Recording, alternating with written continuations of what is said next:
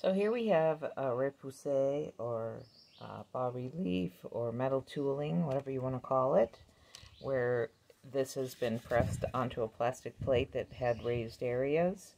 And this is the copper side, this is the silver or aluminum foil side. So this is the front. And we are going to put something on it to make it stand out a little bit more. Most people use India ink, but if you're working with younger students, you might want to use acrylic paint.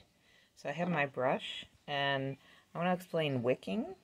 So you always want to wet your brush before you dip into any paint or material, and that's because the metal ferrule has bristles that go all the way up in and are pressed. And wicking means that the paint will go up inside the metal ferrule, so you always want to wet your brush and make sure all the air bubbles come out before you begin to prevent the paint from going up into here and kind of storing itself in there and maybe making the brush hard, or maybe the color will come out if you're using black now and later on you're using yellow. The yellow could end up coming out into the black and creating a green color. So the best way for me to show you what wicking actually means is I just have a paper towel and I'm going to touch it to the paint, and hopefully you're going to be able to see this start to go up in. So it starts to spread up into levels further up from where you actually touch the paint, and that's what wicking is. Sometimes it happens faster, sometimes it's slow, but you want to make sure that this doesn't happen with your brush. So that's why we wet the brush before we start. And now I'm going to just dip into the paint.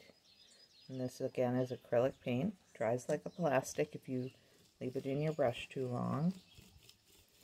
I'm just going to rub it on with the brush.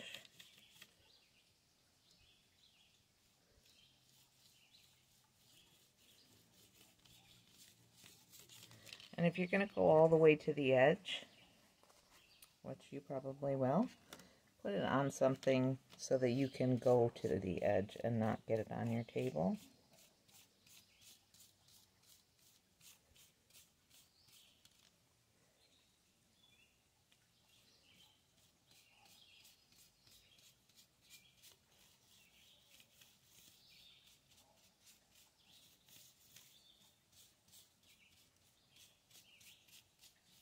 So this will give it sort of an antique finish.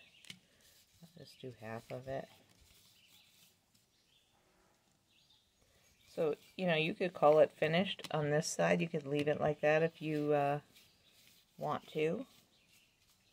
Or if you don't like the acrylic, you can actually wash this off.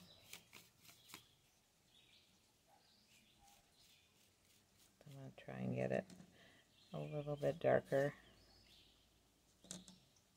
You can let it dry and do a second layer.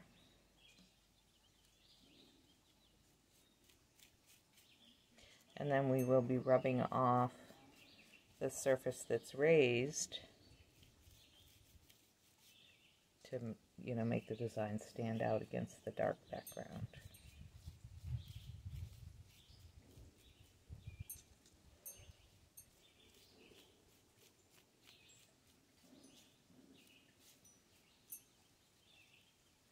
So then when you're done, you want to get some of the acrylic paint off onto your paper towel and then put it in your water. And if you're in a hurry, leave it sitting in the water so that it doesn't dry like a plastic in your brush. Then I'm going to take a clean paper towel. I'm going to roll it up so it's smaller, so that I can hold it in my hand and just have a little bit of the edge to go on top here. I'm going to very gently go across the raised areas and pull the black off so the copper shows through.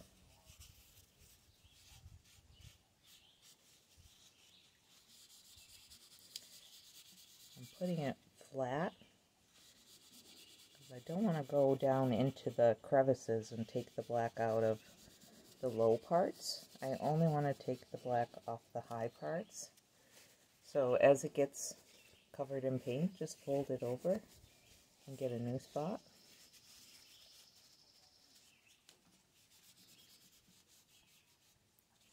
And depending on, you know, how antique you want it to look, you could leave some of the black on. If you want it to really stand out, you could use a little bit more pressure. I'm using one finger in there and pressing harder. If you let the paint dry on here, you could probably use a flat sandpaper.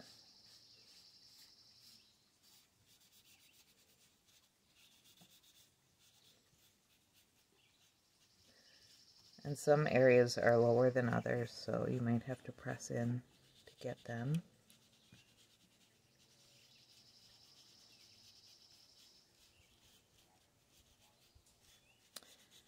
So take your time with it until you're happy with it. And if you don't like it, you can always wash it off and have it look like this side. So there's, you know, showing you the difference between putting the black on and making it look antique versus leaving it the copper color. And it's personal choice which one you like better. So once you're finished, take a picture and upload it to the classroom.